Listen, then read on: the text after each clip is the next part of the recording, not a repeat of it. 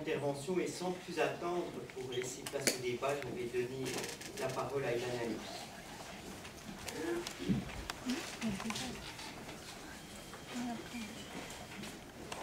Merci. Voilà. Bon, le titre de conclusion pour cette session est tout à fait abusif en ce qui me concerne, parce que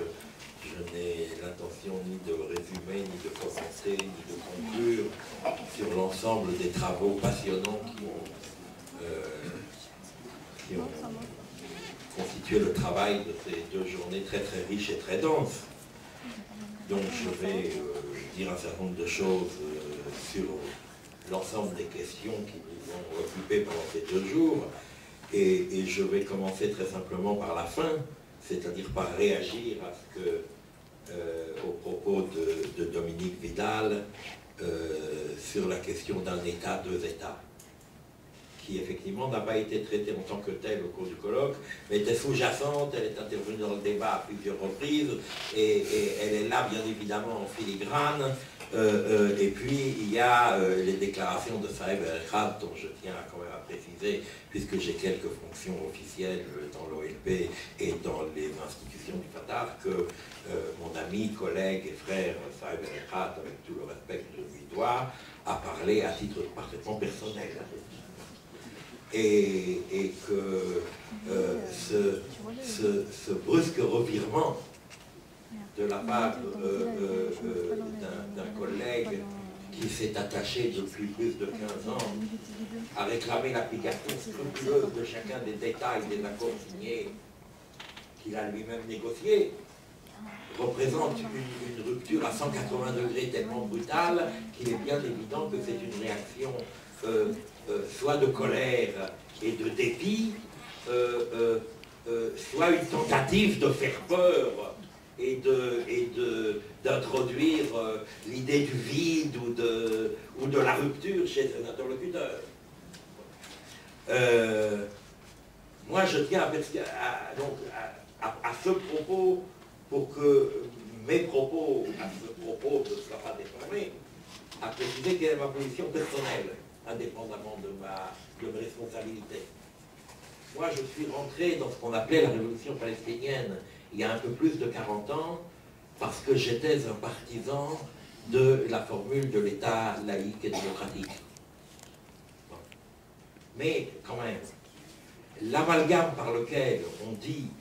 comme si ça voulait dire la même chose, l'État binational et l'État laïque et démocratique, comme si c'était la même chose, c'est pas du tout la même chose. Et je tiens aussi à préciser, alors à la fois à titre personnel et à titre institutionnel, que l'OLP n'a jamais adopté dans sa charte le programme de l'État laïque et démocratique, c'est le programme du Fatah. Ça n'a jamais été adopté par aucune instance de l'OLP. L'OLP a continué à réclamer l'État arabe de Palestine, d'abord dans les frontières de toute la Palestine du mandat britannique, mais elle n'a jamais parlé d'un État laïque, ou laïque, c'est une traduction d'un État non confessionnel, et cet État non confessionnel tel qu'il était défini à la fois dans le programme du Fatah, et c'est la citation de Saeb El-Khat, musulmans, chrétiens et juifs, il s'agit d'un État triconfessionnel, pas d'un État binational. D'un État triconfessionnel qui reprend d'ailleurs un petit peu la formulation traditionnelle de la protection islamique sur les gens du livre. Parce que c'est une formule qui quand même pêche un petit peu par le fait qu'elle semble mettre sur le même pied d'égalité analytique les chrétiens, qui sont une partie intégrante du peuple arabe palestinien et qui ont été à toutes les étapes de la lutte palestinienne, pas des alliés, des acteurs de la lutte palestinienne, et le problème des juifs en Palestine, dont 95% sont des étrangers immigrés dans un processus colonial et qui ne font pas partie intégrante ni de la société, ni de la culture, ni de la nation palestinienne. Donc, il y a une très très grande imprécision dans les concepts Et de toute façon, il n'est évoqué dans les territoires occupés depuis 1967 que par des intellectuels ou des acteurs politiques à la recherche d'un discours qui puisse exprimer leur sentiment d'urgence, leur sentiment que tu disais c'est le dernier quart d'heure, on n'en peut plus, c'est fini, et bien évidemment l'exaspération de l'opinion populaire palestinienne entretient la nécessité de répondre par quelque chose de radical. Mais tu l'as bien dit toi-même, tu as développé tous les arguments contre qui rendent ce slogan noble et parfaitement légitime dans toutes les acceptions qu'on lui donne. Mais c'est quand même la logique absurde, c'est-à-dire l'illogique d'une position qui dit puisque nous n'avons pas réussi à libérer 22% de la Palestine, alors vous allez voir ce que vous allez voir. Nous allons réclamer 100%.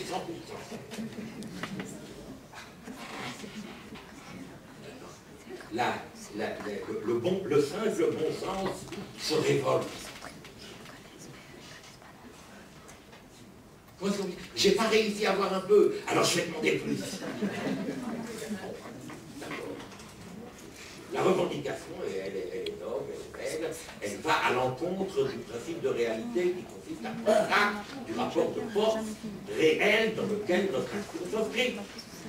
Alors on peut vouloir la modifier, de façon radicale, on peut, comme le disait Friedrich Engels, ériger son impatience en principe philosophique. On peut tout faire, mais on ne peut pas tout réussir.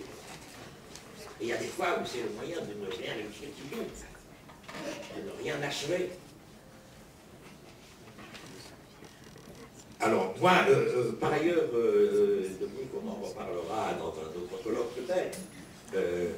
les courants binationalistes au sein du vieux Yishuv, pour 90% d'entre eux,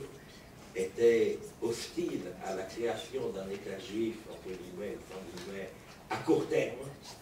parce qu'ils voulaient attendre que dans un régime binational avec continuation d'un mandat britannique, les Juifs deviennent la majorité dans l'ensemble de la Palestine. Et à ce moment-là, ils pourraient revendiquer l'État juif sur l'ensemble de la Palestine, et ça resterait une revendication démocratique. Ça, c'est le programme binational du MAPAM en 1946. Et donc, ça n'a rien à voir avec à la fois la revendication palestinienne constante à l'époque du mandat et au moment des consultations de 47-48 à l'échelle internationale, où il n'y avait pas d'État palestinien et de population palestinienne, mais il y avait des commissions et des comités et des notables et des représentants de la population palestinienne qui ont été les interlocuteurs et qui proposaient l'État unitaire, qui proposait des droits égaux aux Juifs, sans droits communautaires particuliers, des droits religieux comme ceux des autres communautés religieuses, comme ceux dont les Juifs palestiniens avaient joui à l'époque ottomane et à l'époque du mandat britannique. Mais il y a cette très très belle phrase de Golda Meir qui s'appelait encore Mayerson à l'époque,